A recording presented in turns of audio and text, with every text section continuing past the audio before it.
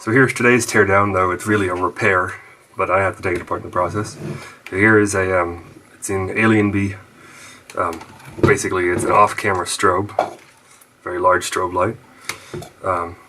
My roommate, who is a photography student, actually has two of these, in which he's managed to have an accident with both. Obviously, it was sitting up on a big pedestal, wind caught it, blew over, shoved the power plug way into the back end.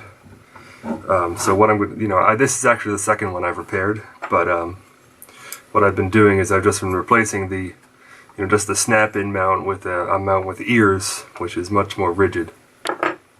Anyways, we'll just tear this apart. We'll just take a quick look inside. So, apparently it's just the shipping cover. So here's the actual strobe element. You can see it's pretty damn chunky. This thing's bright too. I tested the previous one and it was pretty much blinding. They're pretty simple internally. They're actually it's a neat design. It's straight offline, so they don't need any power transformer at all. So this is literally basically entirely capacitors. Big capacitor here, big capacitor here. So if you look at the back and you kind of think of 4 circles, that's like the great majority of the internal volume is that.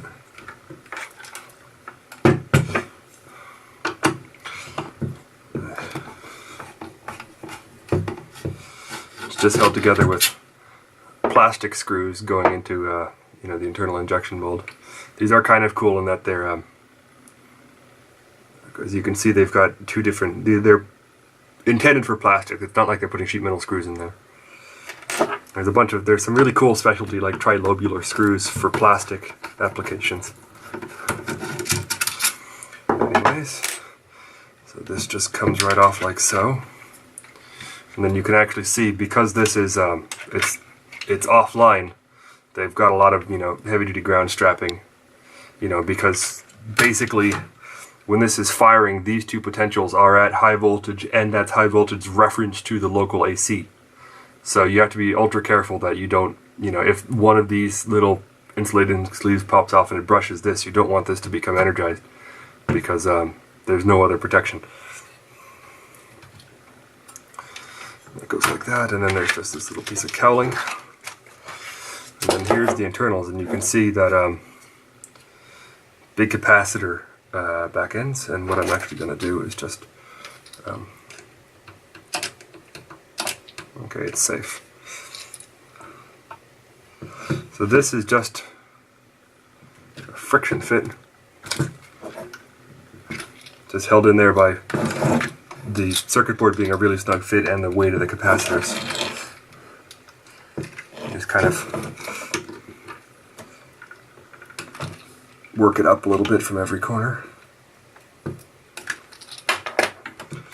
So it's as you can see, the design of this is actually very nice. It's got these 2 connectors, and then the capacitor board kind of plugs in, and then there's the other board which has all the rest of the components on it and all the logic, and then this big board back here is just capacitors and the flash, and there's a little trigger inductor right under this side right here. But it is not, oops, there we go. You just kind of work it up a little bit gradually.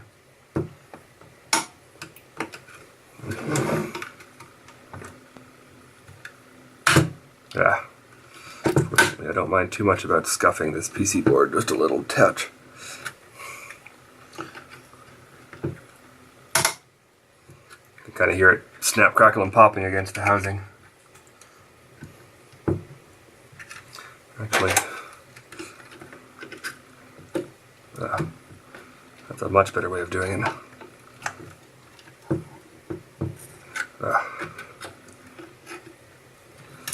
There we go. Okay, so there is some of the broken plastic bits, which I'm actually going to try and epoxy back in place. And then here is the body of the strobe. So you can see the cables are not of copious length. This is going to be challenging. I actually think that they pull the cables through the back of the casing, solder them into place, and then, so there we go, now it came loose. Pull them through the casing, solder them into place, and then snap the connector in, which makes my life a little more challenging. But anyways, let's take a quick look here because this is kind of interesting.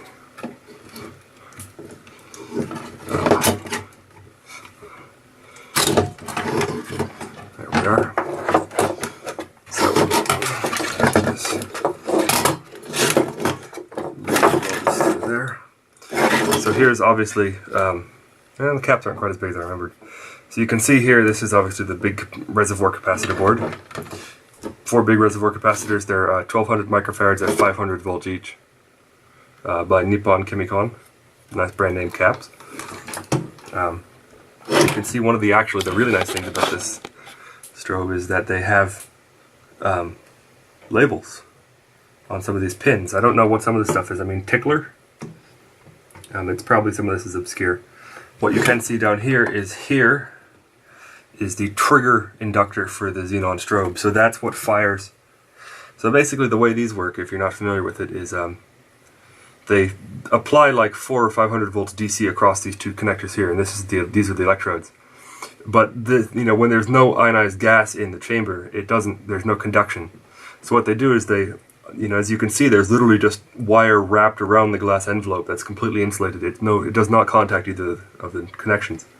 But what they do is they apply like a very high voltage, very low current.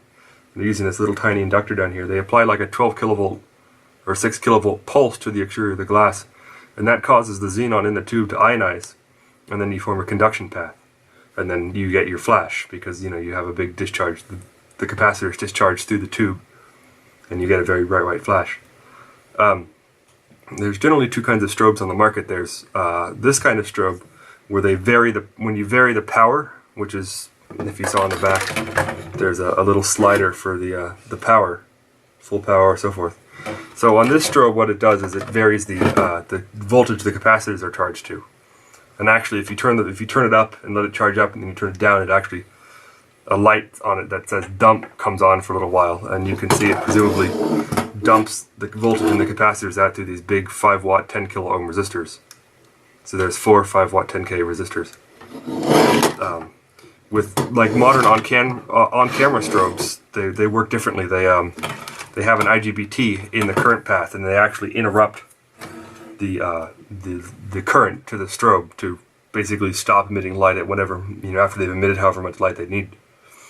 The advantage of this system is it's much easier to deal with. The disadvantage of this system is that the period of the bright light from the strobe is fixed. It's about a 500th of a second, or 2 milliseconds. With the interrupted illumination, from a system using an IGBT, it's much lower. It can be as much as a 16,000th of a second, because again they're starting the discharge and then immediately stopping it rather than waiting for it to self-quench after the current drops down too low. So here's the controller. One of the things that's kind of neat about these is that it's all discrete. It has no microprocessor or any sort of logic in there at all. So as you can see here, we have an LM324. This is another LM324, and this is an LM2902. And this last device over here is a let's see if I can read it. LM358. And then we've just got here. This is the 4N25. As you can see, there's a bunch of optos. I'm actually not entirely certain. So one of the things is that you can have an external trigger here, and this is electrically isolated because you're going to be plugging this into your camera, so that has to be electrically isolated from the rest of the circuit. I'm not sure how they're pulling off the isolation.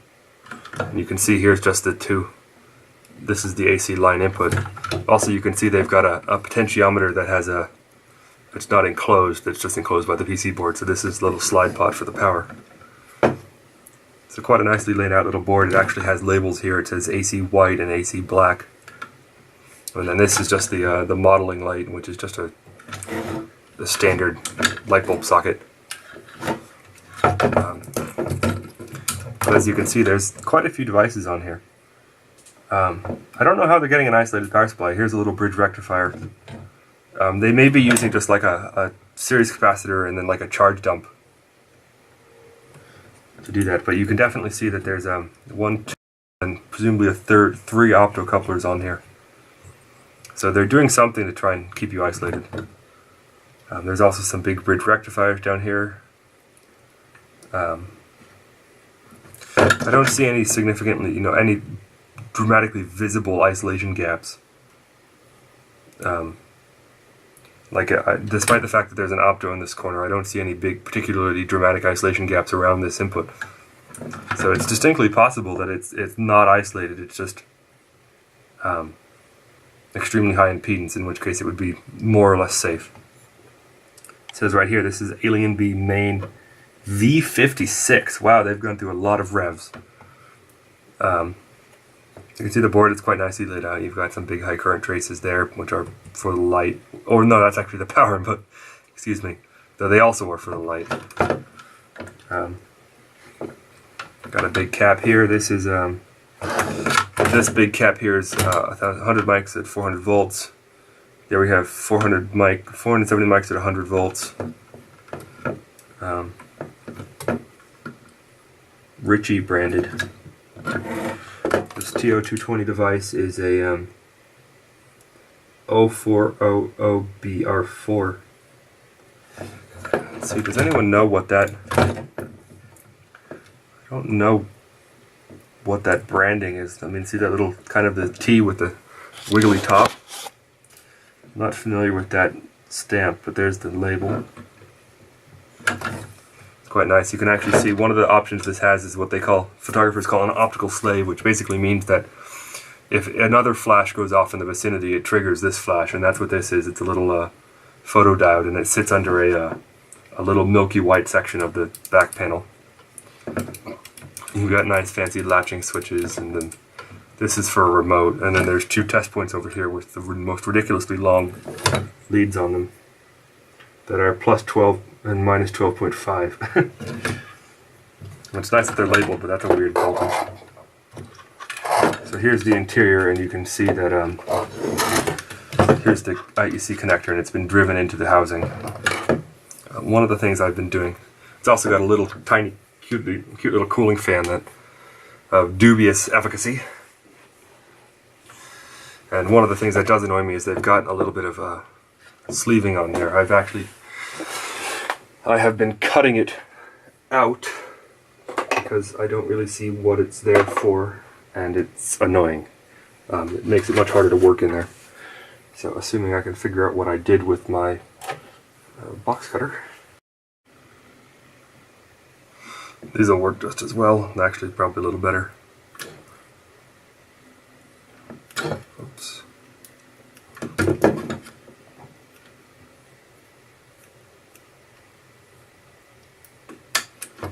Alright. That makes things a lot more accessible. So what I actually do now is flip it like that and get the sticker off.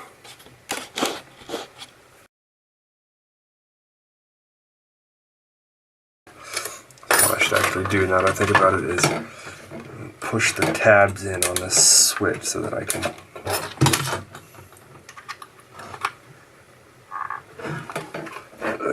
there we go. There's one side. There's the sticker. Obviously the switch was installed after the sticker.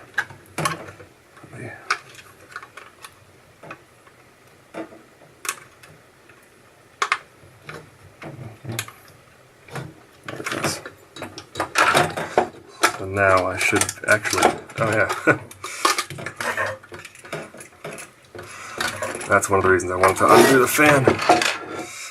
Because now, as you can see, it just came out entirely. So I will have to put the previous one back together a little bit of JB Weld too.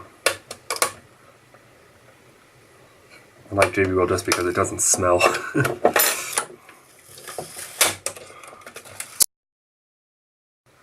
Made a little bit of a mess of it, but I'll just trim it and pretend I didn't. Well, it came like that. I swears. Let's put the sticker aside, stick it to the edge of my bench. So in here, we can see that this one actually didn't break as badly as the previous one, which had actually the other one of these I repaired. It was struck so strongly that the cables leading between the IEC connector and the switch actually pulled the switch into the casing and broke off part of the cowling on the switch as well, which was pretty surprising. So that actually deformed enough that it stretched. Like, look at that. So that the plastic on the end there used to be shorter. So,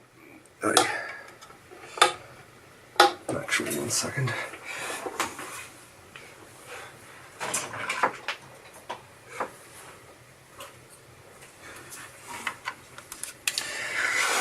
Got my heaterizer.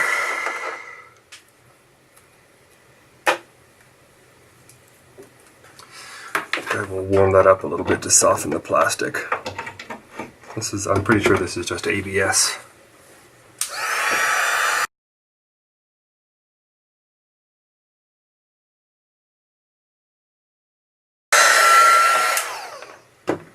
I'm kind of uncomfortable leaving. So what I just did is I basically annealed the plastic. So all of the stresses in that section are gone. So now what I'll do is I'll just kind of guide that into being straight on, like so. And there we go. Now I just need let's see, that's the insurance paperwork I need to deal with later. That's not something I can use to mix JB Weld on.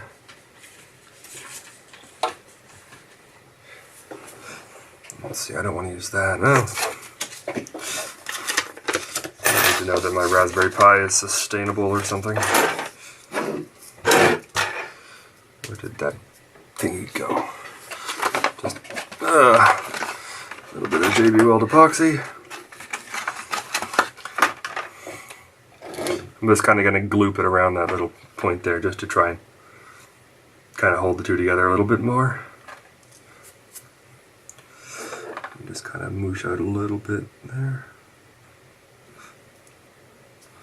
That's all we need, I think.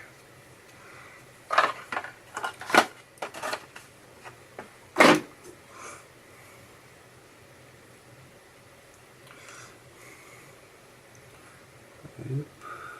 Just scoop out a little bit of the content.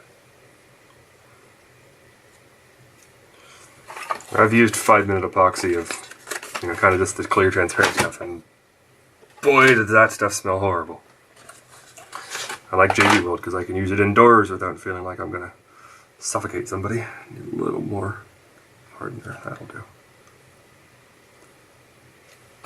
But then I've got it on my fingers. Just take one and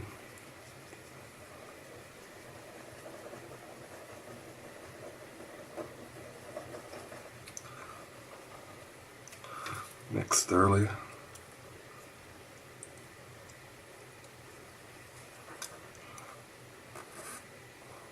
Yep, there we go.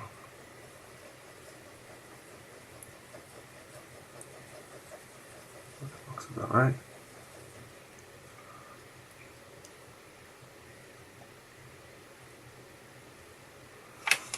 Okay. So that's actually deformed a little bit and shrunk. That's intriguing. So, thing kind of wobbles around as it cools. Let's try and kind of align those two. So actually what I think I'll do is create a Scotch tape mold. You come through the hole. So that will just kind of provide a base and prevent it from dripping all over my workbench. And I can kind of glop a lot on and then just file it down tomorrow once it's cooked off. Just kind of go like that, and actually I want to kind of push it into the crack.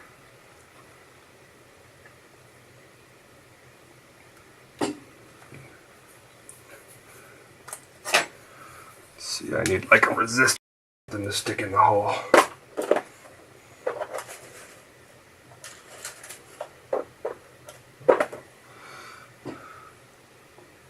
Kind of reach in there and work it around. Right, oh, it's caught in the tape. It's like it doesn't clear that fast. Kind of apply a little more. So that'll sag, but should probably kind of run some along this crack over here too.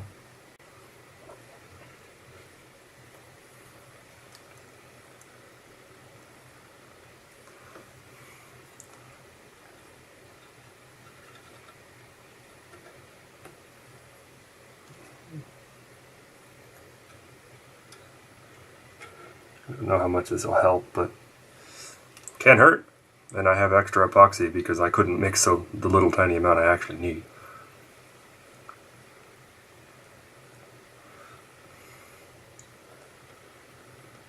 Fortunately, this is all covered by a sticker, and stickers cover a multitude of sins.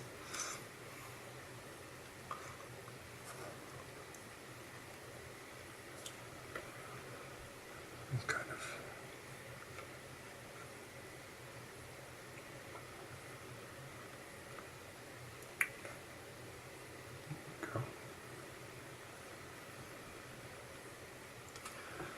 kind of bring the tape up a little bit.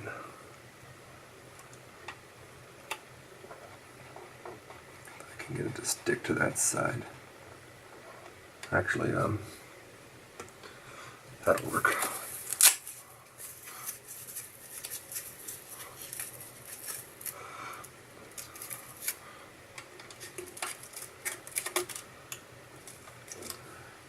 Kind of hold the tape in the right position.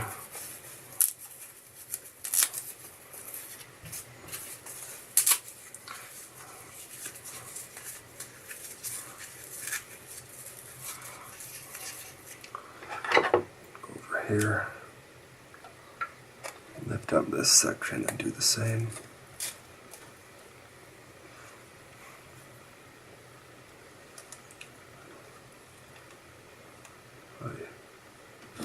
Actually, it looks like I just need to put a little more foam in there.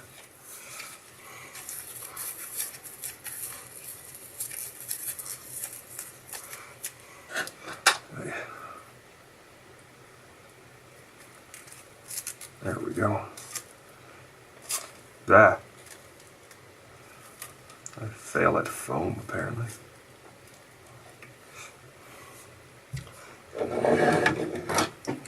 Well, that looks good. It also means I can actually even apply a little bit more. Oh good, it's starting to set up a little bit.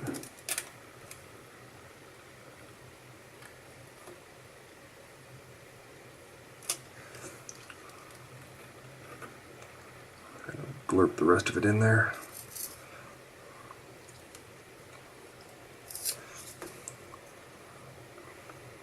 So it looks very viscous, but it turns out JB Weld actually kind of settles.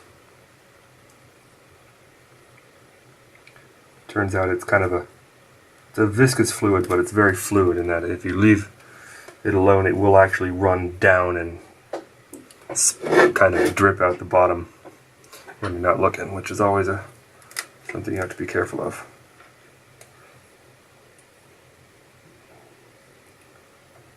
push the tape into the proper shape, because that's the trapezoidal upper section of the IEC power connector, so I'm kind of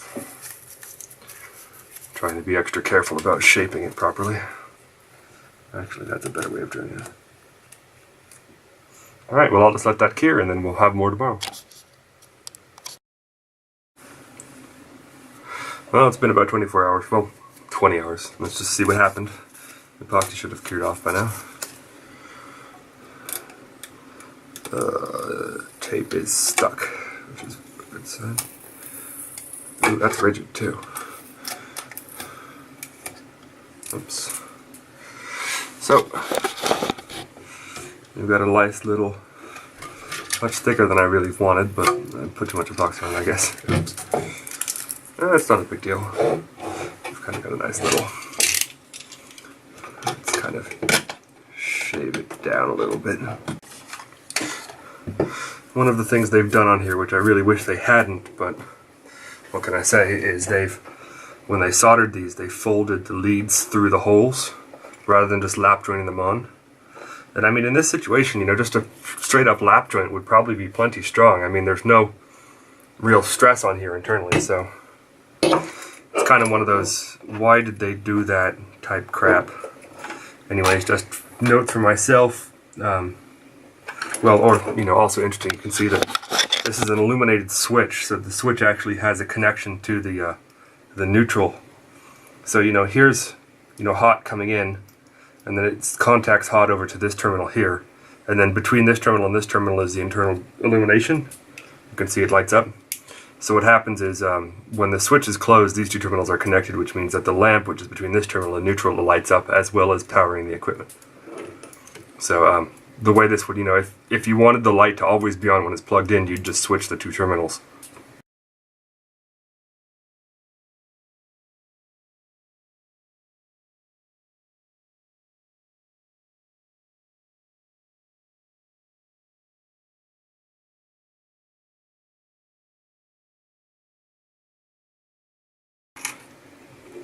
Unfortunately, though, when they stripped these, they just stripped them, stuck them through the holes and soldered. They didn't twist the leads, which would have held them together a lot more aggressively.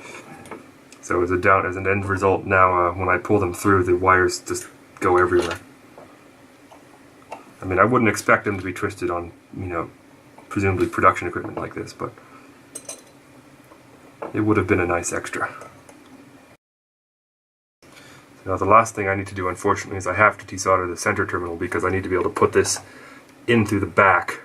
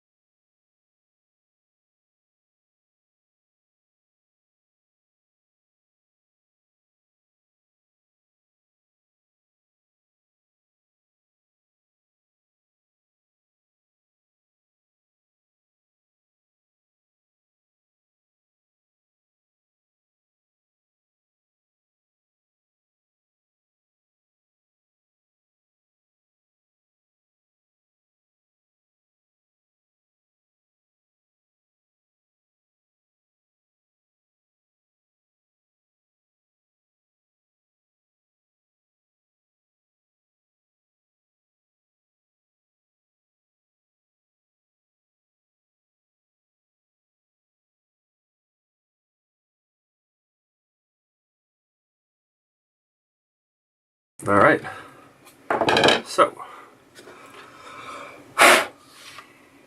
take the strobe,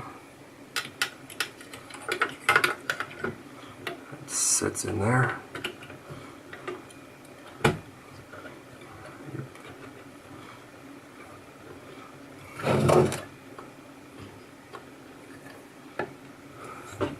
Oh, it's in. Alright. One last thing is I should have an IEC. That's a water cord.